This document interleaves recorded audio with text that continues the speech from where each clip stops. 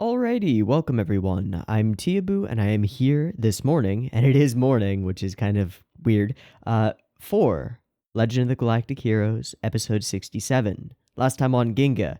A lot of interesting stuff happening. I actually went through the episode earlier this morning and took down some notes, and I ended up with 1, 2, 3, 4, 5, 6, 7, 8, 9, 10. 10 lines of, separate interesting things that happened. So we started off the episode with some questions specifically between Oberstein, Royenthal, and Mittermeier on Lennenkamp's suicide, especially what put him in this situation, and is the Alliance to blame, or the remnants of it? Are they to blame? Is young Wenli to blame? And there was some serious tension between Royenthal and Oberstein to the point where Oberstein got up and left for a moment, and we didn't see what he did out there, but it seemed like he just went to go and compose himself before the Kaiser arrived, which was really interesting. Then that transitioned into a conversation between Oberstein and Royenthal between Oberstein and Reinhardt, our names, on whether Young would ever join the Empire, and Oberstein was like, nah. He would have to give up everything that he believes in and be completely willing to subject himself to you, and he's not going to do that. Ain't no way. Which I agree with. I think they're right. I think Oberstein's right on about that one. Hilda was playing some 4D chess, just going through the list of potential enemies and wondering what might happen and trying to figure out what her opponent's next moves might be, and if any of them could lead to a checkmate. An amazing speech inside Royenthal's head where he says, "Please do not give me a reason for rebellion." Oh, okay. All right, Royenthal. He's still thinking about it. We'll see how that goes. We had this new character who was focused on for just a split second, but in a really interesting way. This guy, Grillpalzer, who's being looked at as a potential next generation admiral type. And he got a treatise into the Imperial Geographic Museum Society. I don't know how this has any relation to anything, but I have faith in the show, so I'm going to guess that Grillpalzer will reappear at some point, and potentially this thing with his treatise in the Museum Society might actually be important somehow. I don't know. Fahrenheit had a little thinking. There was another meeting between a bunch of admirals and Reinhardt where they were trying to decide what to do. Fahrenheit had a little thought about Meerkats, so that's interesting. We'll see if that sets up for a Fahrenheit-Meerkats conflict or something similar. And then Reinhardt is at war with himself. His ambition and his regrets are at war, as they often are when you're trying to decide what to do. And he eventually grabs hold of who he was before and returns to form as a conqueror. So, off goes the Empire, and they're gonna invade again. Full force, just let's crush any hope. Okay. So we'll see how that plays out, and whether Yang can deal, because he's got just a few thousand ships, right? That they salvaged from places, and barely enough men to man them. Shit. But he could do an interesting guerrilla tactic type hit and run sort of thing, and there's the possibility that a different kind of supply chain cut could really cripple the Empire's fleet and strike a pretty devastating blow. So we'll see how any of this goes, and whether any of this actually happens in the next episode, because for all I know, we could just allow that to happen in the background and then go focus on Yulian or something. I don't know. But I'm ready to find out. I hope you are too. Let's get into the episode 67. Multiple versions as usual. You can find picture-in-picture versions with the video up here in the description down there. And the full timer-based version with full discussion on YouTube as usual. So, yeah, good. That version will have a beep beep timer. It'll go boop boop boop beep, and on the beep and the green light, that's the same frame that the video does the thing. So if you're doing the thing, you probably want to do the thing when it does the thing. Okay. Debut timer goes here.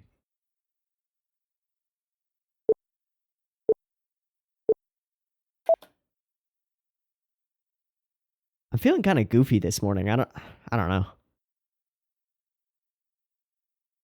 I haven't had that much tea. It's weird.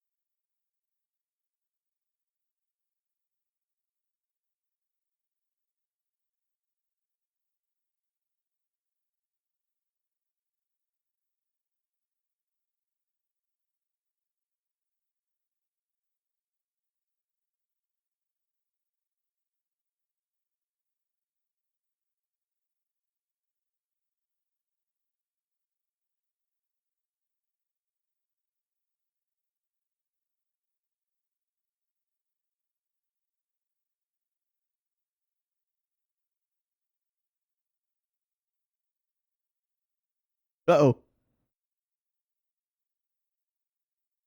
I mean, not really. Some of the principles behind it, though.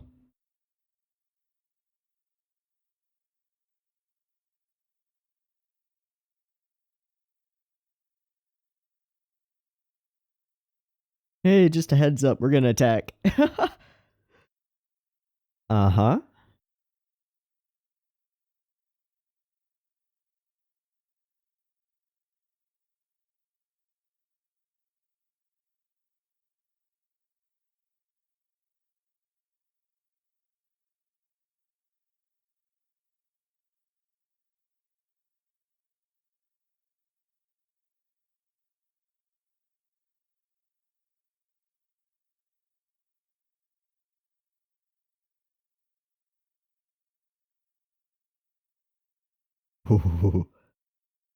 Okay, so what you gonna do? Oh, Labello's a goner. Oh no.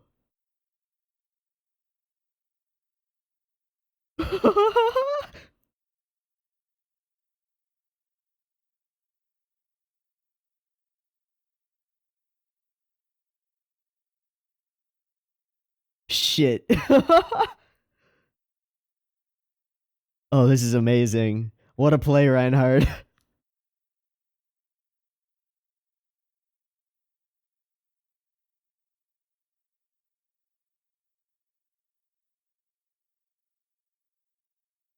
Fuck.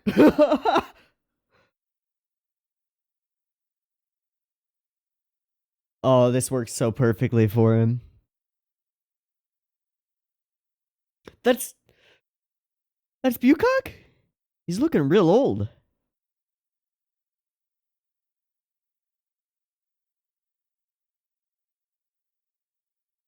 Oh, caca.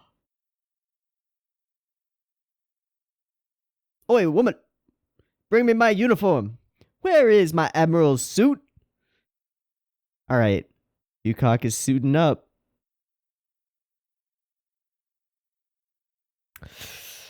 Man, he's got a cane now. This is sweet.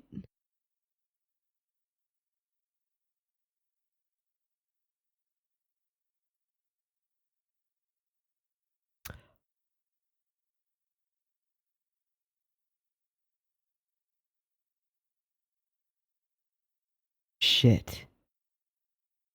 Oh, it forces a move. So what do y'all think? Nope. Don't do it. How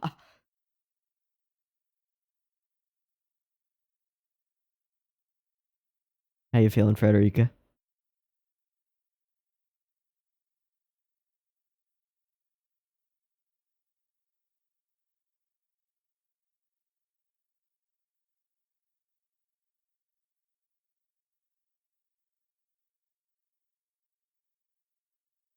Tough, dude. How are you gonna take it?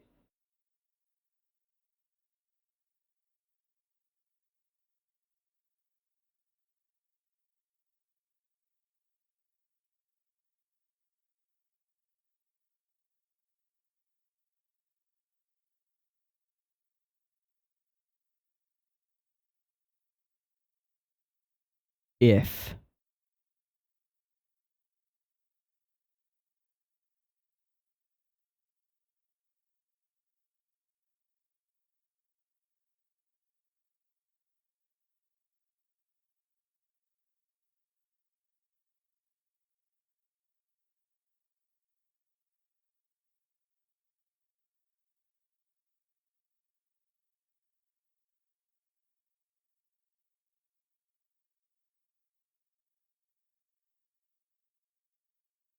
Do we know about this? I don't know if we know about this.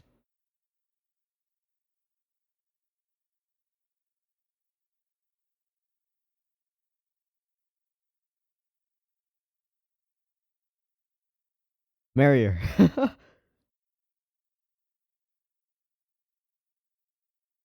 Huh? Huh?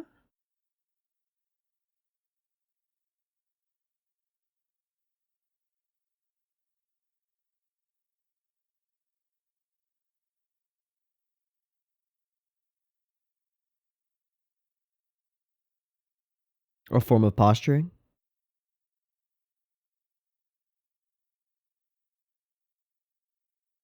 Mmm. Mmm.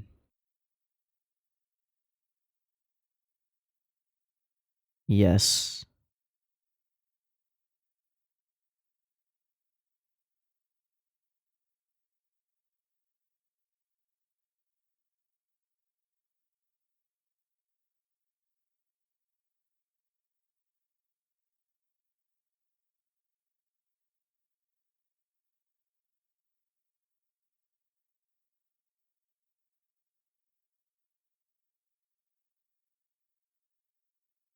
How you word the band, though?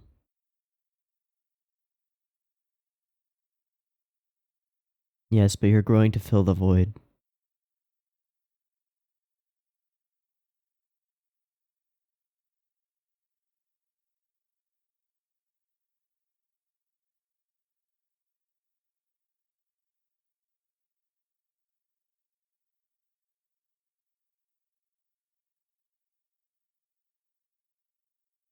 How you gonna do that?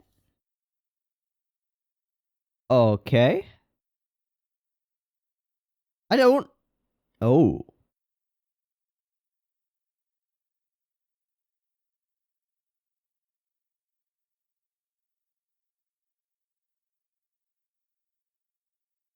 Interesting. You called him Fleet Admiral instead of Chief of Military Affairs. That's good. Yeah, that's really good.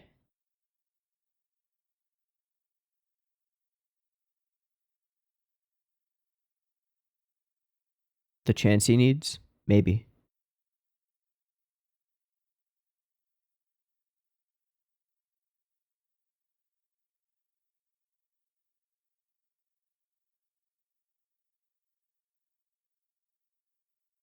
Mmm.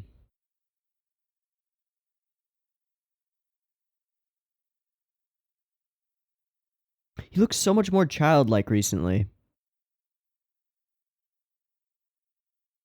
Like his sister. Wow, we haven't talked about his sister in forever.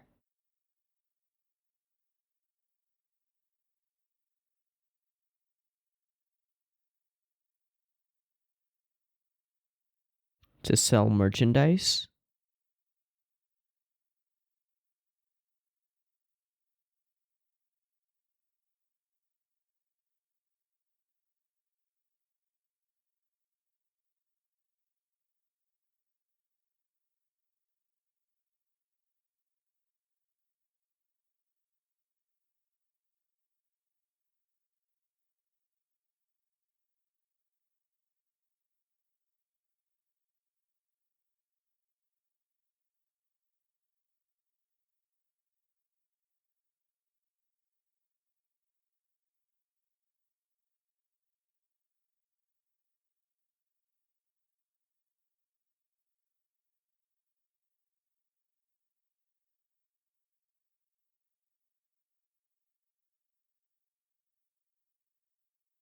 Mm.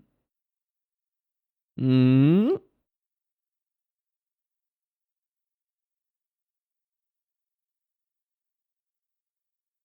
Nah, you're gonna marry him. 100%.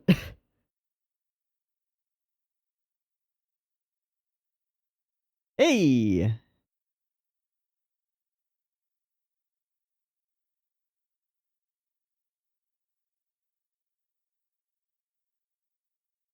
Shit.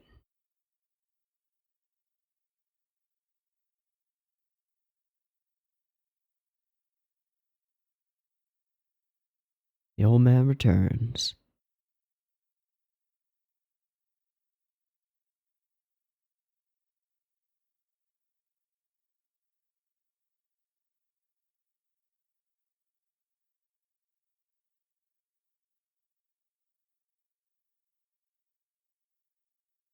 Why is he back in uniform?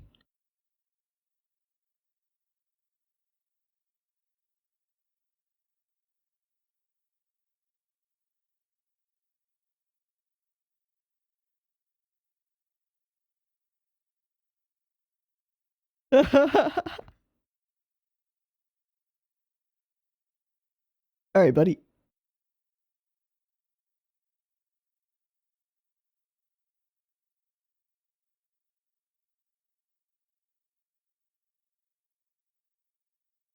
Suicide mission? What was that conversation a while ago with Bucock? About his life being useful.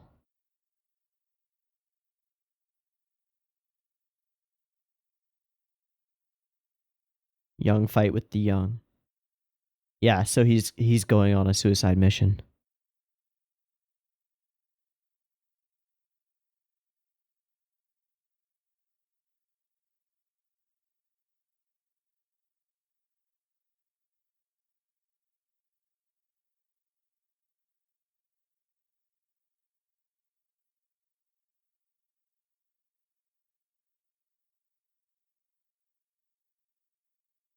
Hey!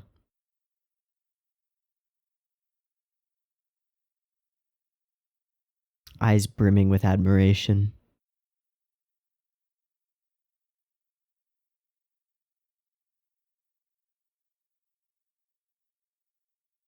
Yeah, but you're really valuable. Like the only person with a good head on your shoulders.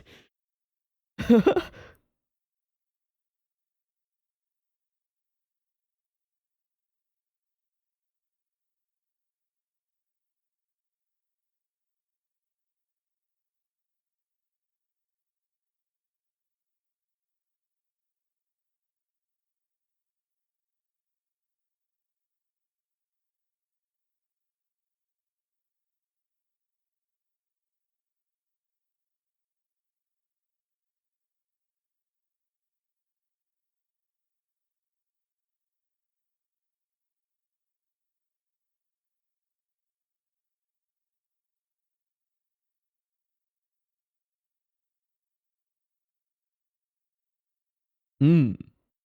Hmm. Hmm.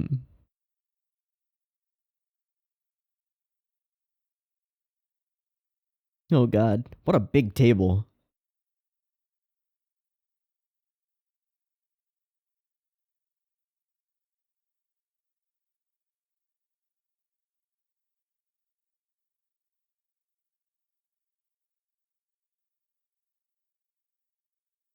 Alright. Okay. Oh, that's a lot of names.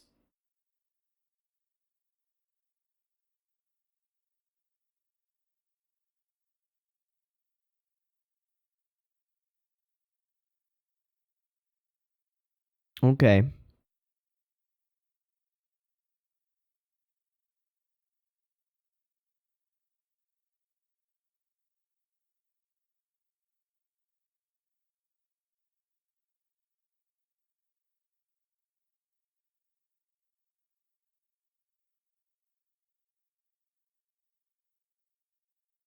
Okay.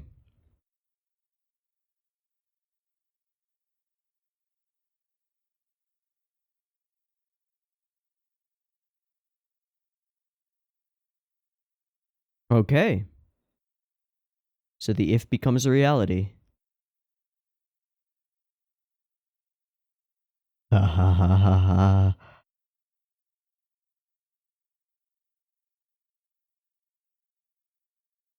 We'll see how that goes. Oberstein alone?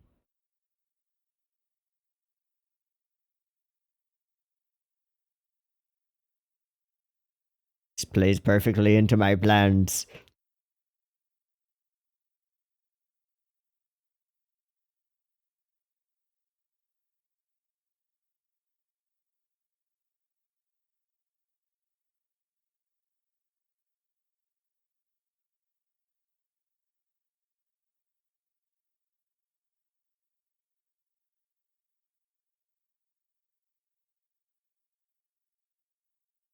How's Labello doing? Oh, jeez.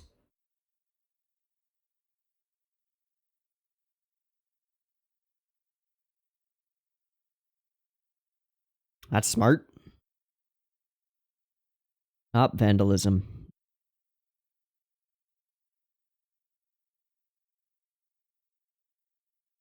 Oh. Oh.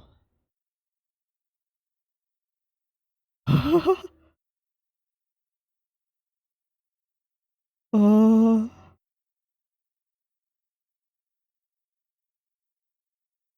Oh, Labello.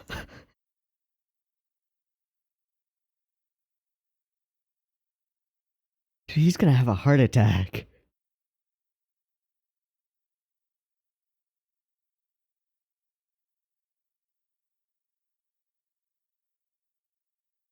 Nah.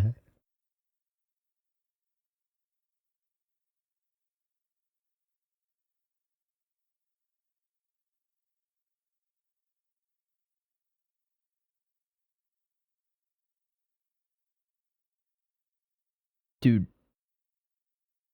Dude. Are you okay? You okay there, buddy? Huh?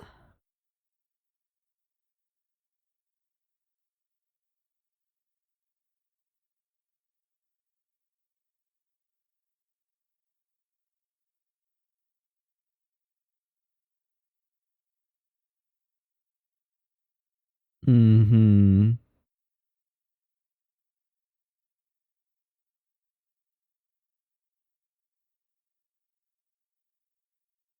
Who dat?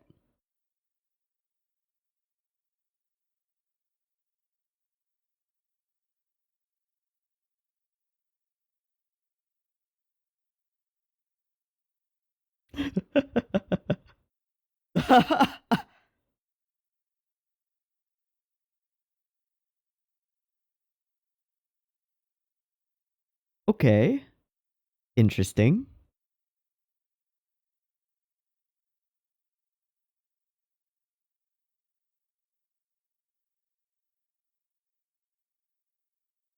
Okay.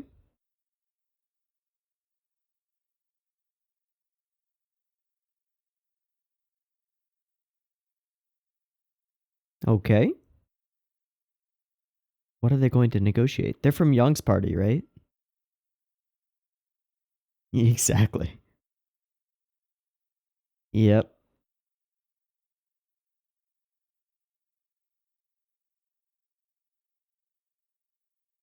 Damn.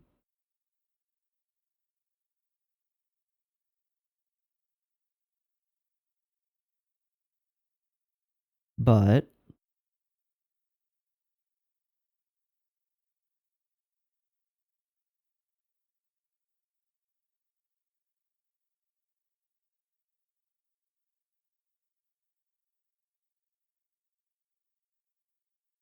nah. Yeah. Huh?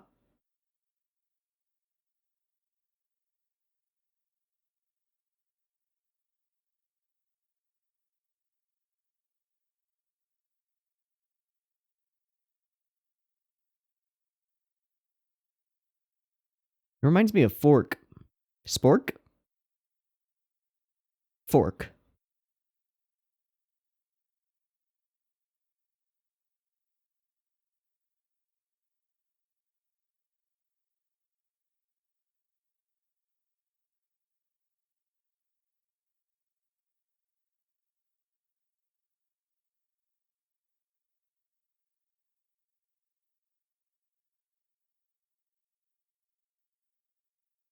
True enough.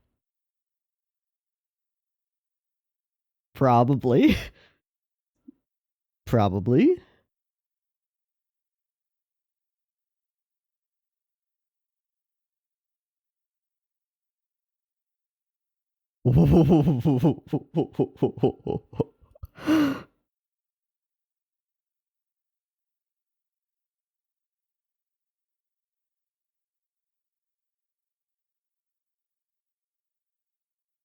Whoa.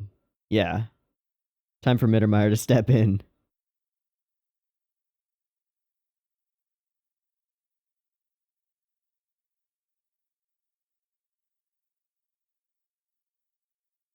These youngins are dumbins.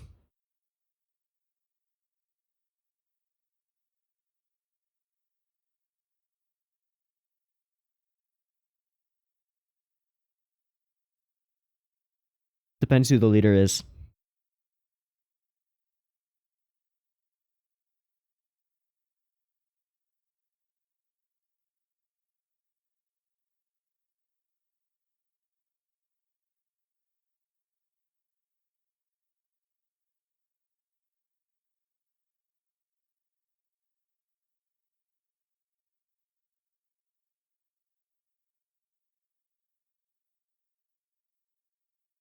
Okay, that didn't work.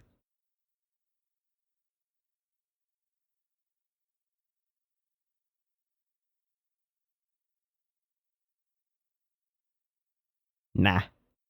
It's got orders to follow.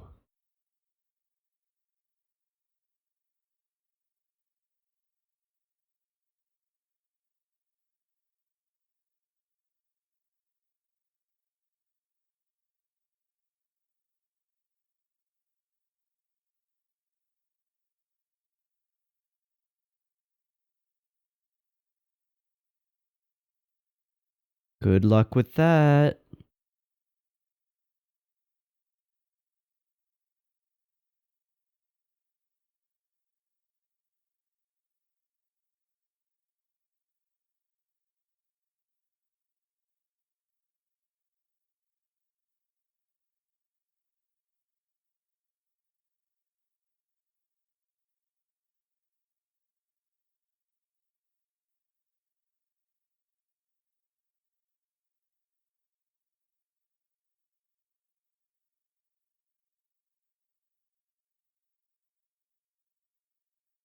Okay.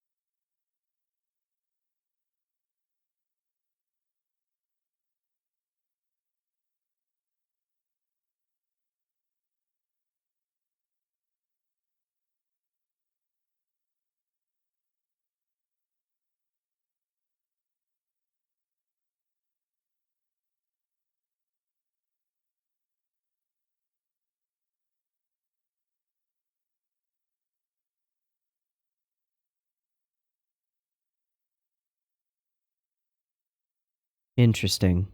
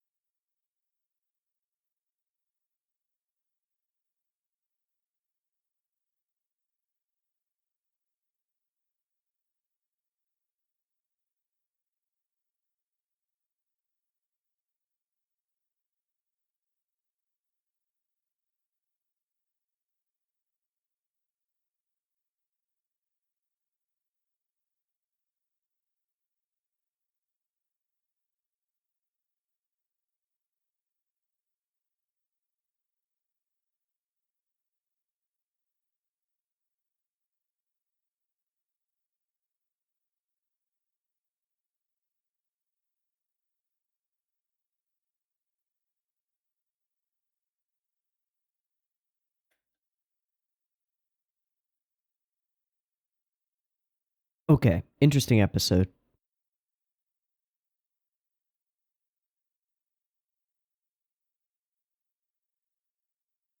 Let's start with Bucock.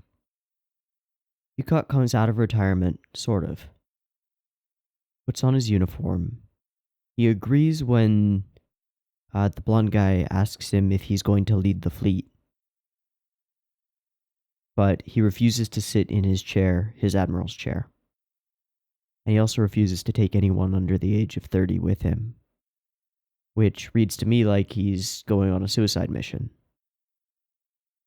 We had a conversation with Bucock a while ago. I believe it was with him, where he was ready to kill himself. He was going to commit suicide to take the blame for some stuff. And somebody, I don't remember who it was, convinced him not to, saying that his testimony would be more useful if he were alive, and that there are still things for him to do. He seems to be resigned to death, and likely the death of all of his subordinates on whatever mission he goes on. So I don't know what he's planning to do, but it's probably not going to end well. This blonde guy who admires him so much has been ordered to go and get some fine brandy from his basement and take it to young Wenli. Go and join up. Go and join up with Yang. Interesting. So Bucock re-enters the fold and is going to make some kind of suicide play, some kind of sacrifice play. I don't know what, but I've got my eye on it. Second thing was the fleet plans from Reinhard. And there were two interesting things here. One is that Fahrenheit is occupying what seems to be a relatively critical position, bridging a gap between Reinhard's self-controlled fleet and the forward fleets, which is interesting because we had that little moment where Fahrenheit was thinking about Meerkats, and putting him alone bridging the gap might mean that he is the point which Meerkats and Sherwood will strike at, but I don't know. They could be otherwise occupied taking Easterlone back, maybe. So that's of interest. And then Oberstein is being left home alone on Fazan, and he said some stuff which kind of felt like it had double meanings. So we'll go through that real quick and see, just refresh ourselves on what he talked about. So let me mute this and pull it up. Yeah. Okay, here we go.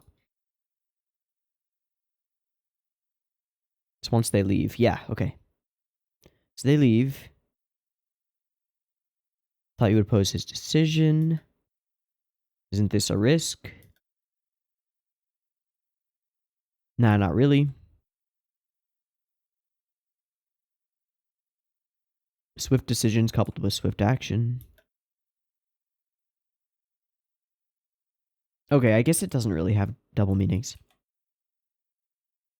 I'm wondering what Oberstein will do, and whether he'll end up clashing with Silverberky. I don't know. Interesting. And then shit's going way wrong in the Alliance. Like, riots, thousands of deaths, just spaceports all fucked up. And poor Levello.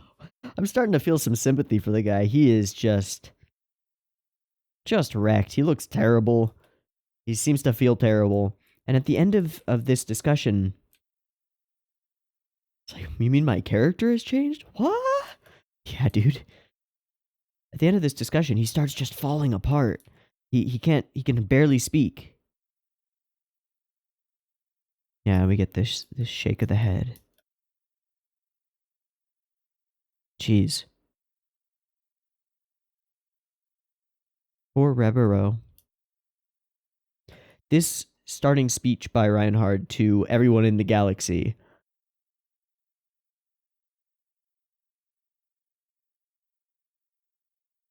What an excellent play. What an excellent play, asking the citizens to question their own government. And it works. It causes mass panic.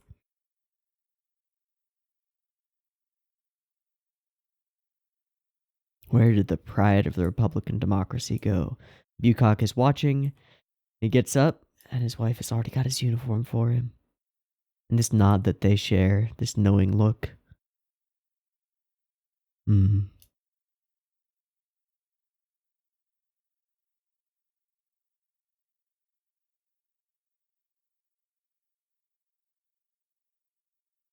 Hmm. Ha ha ha. If Young turns him in, turns himself in. Yeah, all right. So Young is forced to make a play by this. And it seems like he's going to go after Iserlohn, although he had previously dismissed the idea. But he's going to go after Iserlohn and Elfassil. So we'll see how that plays out and whether it ends up causing what he was worried about, which would be other planets banding together and joining them without being able to contribute significant military force or to defend themselves, and therefore spreading their forces and their ability to protect their space really thin. So Reinhardt is showing signs of low biorhythms, and we're not really shown what this means, but it allows us to focus on Hilda for a little while and just how important she is as an element of Reinhardt's staff. But it's more than that, and they're gonna marry at some point. I know it. So we'll see how that plays. But Reinhardt's low biorhythms thing is kind of interesting. I wonder if he's actually not doing well, health-wise. Wouldn't it be a cruel twist of fate if Reinhard had a terminal illness or something?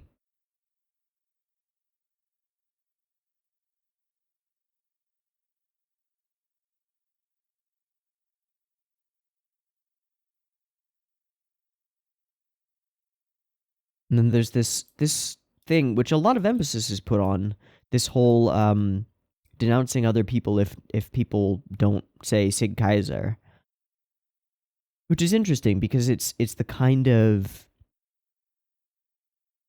posturing loyalty that Reinhard doesn't want, and it's the kind of action and loyalty that the Golden Bombs fostered. This is interesting. And throughout this section, Reinhard feels a lot more childish to me, which is odd. I don't know what it is about him. Maybe that his eyes are brighter, but I don't really know. Yeah, it seems like this. He looks very childlike. Of course, he's still the Kaiser. He's still himself. But it's like his features soften when he's around Hilda. I don't know. He's a very good boy, indeed. And then we talk about Anna Rose, who I've almost forgotten about. I wonder how she's doing off in her mountain villa. Yukok arrives, refuses the chair. Yep, don't take revenge for me, Young. Huge death flags for Bucock. Waving around.